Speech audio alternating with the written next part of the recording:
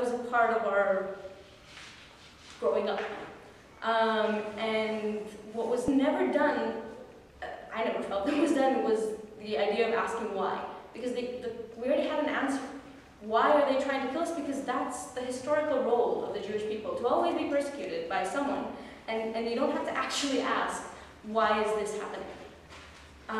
And for me, that shift of, the first time I went into a Palestinian village and started to understand what is the reality that, among other things, also caused suicide bombings. That wasn't the reason that I cared about that reality, but it is something that should be said. But it's a reality that I had no knowledge about whatsoever on my side. And the first time was I went to a very small Palestinian village just in the southeast corner of Jerusalem. We just drove through there coming here today. And it's a village with a very long and complicated bureaucratic story. But the bottom line today is that the fence, in that part it's a fence and not a wall, the fence leaves them inside Jerusalem, but they're green IDs. Palestinian IDs, they're not allowed in Jerusalem. So in a way, they're illegal inhabitants in their own houses, and they have an enclave for themselves. But when I first went there was no fence. It was an idea. People were talking about this barrier that they're going to build, and no one knew what it's going to look like and where it's going to exactly be. And the first time I went down to the village, it was very nice, calm action. We were planting olive trees, and we were changing the water pipe of the village, and painting on the neighboring village had a school, so we were painting. And I was a kid, I was 12, 13, so I enjoyed the day very much. And then at some point, one of the Palestinians points out and says, this is where the wall is going to be. He points out at this valley, and again, we have no idea what it would look like. But in a way, I kind of got a front seat ticket to see what the wall actually meant on people's lives. Because I kept going to that village for quite a few years and saw the olive trees that we planted were uprooted, the water pipe that we laid down was dangling over the fence for about 4 or 5 years. The school is now on the other side of the fence, which means that the kids go through it every day. And again, I think most of you know that's not a strange reality in the occupied territories. These are stories that I'm sure you've all heard. For me, that was the first time of understanding that that's happening, and it's happening in my city. I mean, literally 15 minutes drive from my house. And that for me was kind of an eye-opener, trying to understand what is going on around me. And then I started going to different activities against the fence, including demonstrations in better-known villages like Berein and places like that.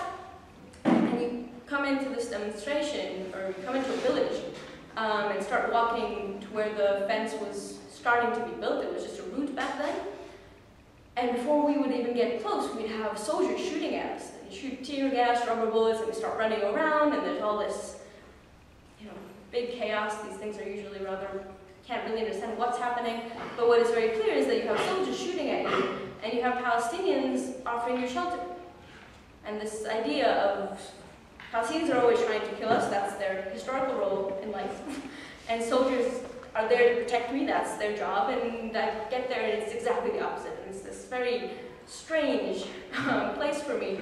I have to say that even to this day, the idea for me to interact with soldiers, and I do it very regularly, and I do it in Hebrew, very naturally, I still can't see them as bad guys. I still have this sense in my head that their job in life is to protect me, and every time they don't, which is usually, it's still strange for me. I mean, it's really rooted in me, and it, at some level, doesn't even matter how political you become.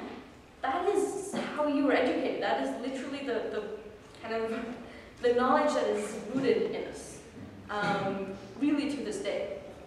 I had a conversation, I'm going a little bit off topic, I'm sorry. But I had a conversation with a friend a few weeks back. I was going in and out of Bethlehem quite a lot in the last few weeks.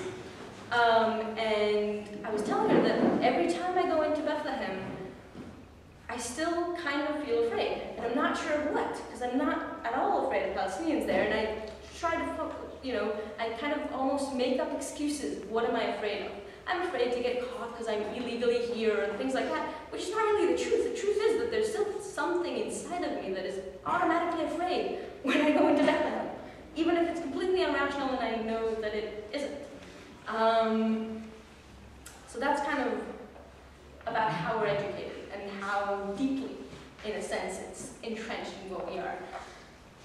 experience of seeing a different side of it, of having this idea of us and them very much shattered and changing. And I can say, it's not that I see soldiers as them now.